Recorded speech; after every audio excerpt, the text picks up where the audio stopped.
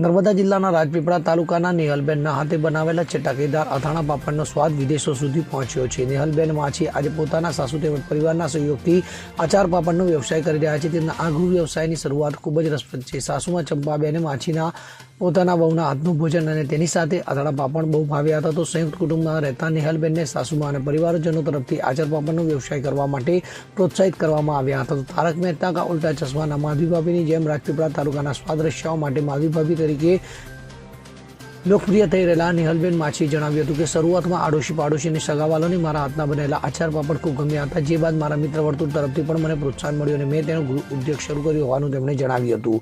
તો ખૂબ ઓછા બજેટથી આ વ્યવસાય શરૂ કર્યા બાદ ધીમે ધીમે ગ્રાહકોને અથાણા પાપડ ગમવા લાગ્યા અને ગ્રાહકો વધ્યા લાગવાનું પણ તેમણે જણાવ્યું હતું। વધુમાં તેમણે જણાવ્યું હતું કે મારું નામ નેહલબેન વિનોદભાઈ માછી છે।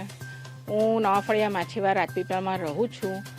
હું પહેલાં તો મારા ઘરે આચારને પાપડ બનાવતી હતી, તેમાંથી મારી બધી બહેનો, અમારું બહુ મોટું ફેમિલી, સંયુક્ત ફેમિલી છે, મોટું ફેમિલી છે, તે લોકોને પહેલાં તો મારું ઘરમાં પસંદ આવવા લાગ્યું કે તમે બહુ સરસ આચાર પાપડ બનાવો છો। તો મને મારી બહેનોથી પ્રેરણા મળી કે તું હવે થોડુંક બહાર નીકળ, તું થોડુંક બનાવ એમ। એવી રીતે મેં ધીમે ધીમે નાના ઓર્ડરો લીધા, એટલે ધીમે ધીમે મેં સ્ટાર્ટ કર્યું ને આચાર પાપડ બનાવી આપ્યા અને બનાવીને બધા લોકોને પસંદ આવવા માંડ્યા।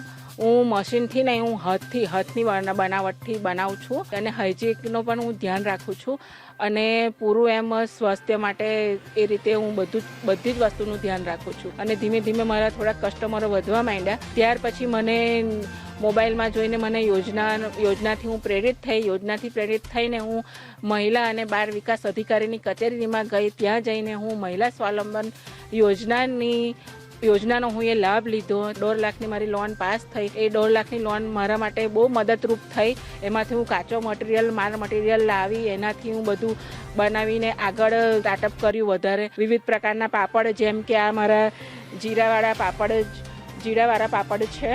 હું જીરાવાળા પાપડ બનાવું છું। ઘણી બધી અલગ અલગ પાપડમાં વેરાયટી બનાવું છું, જેમ કે આ બીજા મારા પાપડ છે મરીવાળા પાપડ, આ મરીવાળા પાપડ છે અને અમારા ત્રીજા પાપડ છે લસણવાળા પાપડ। એવી રીતે હું અલગ અલગ વિવિધ પ્રકારના પાપડ બનાવું છું, આચાર બનાવું છું। એમાંથી મને પાછી સબસિડી પણ મળી, 45,000 રૂપિયા મને સબસિડી પણ મળી। એક માસની 25,000 થી 30,000 રૂપિયા મારી આવક છે। એ કસ્ટમર પર આધાર છે, વધારે પણ થઈ જાય। હું આ મારા પાપડ બધા નર્મદા જિલ્લા પૂરતું જ નહીં, હું બીજા જિલ્લાઓમાં પણ આપું છું, વિદેશોમાં પણ આપું છું, જેમ કે UK, અમેરિકા, કેનેડા, ત્યાં પણ મારું જાય છે।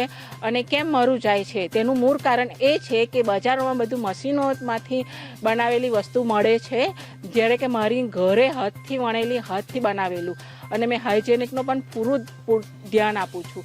એટલા માટે મારી પ્રોડક્ટ આગળ વધી રહી છે। ઘણી મહિલા લક્ષ્ય યોજનાઓ આવી રીતે બધી હોય છે, તેનાથી હું બીજી મહિલાઓને પણ પ્રેરણા આપું છું કે એ બધી યોજનાઓનો લાભ લે અને પોતાના પગ પર ઊભા રહે અને આત્મનિર્ભર બને। આ વતી હું સરકારશ્રીનો ખૂબ ખૂબ આભાર માનું છું।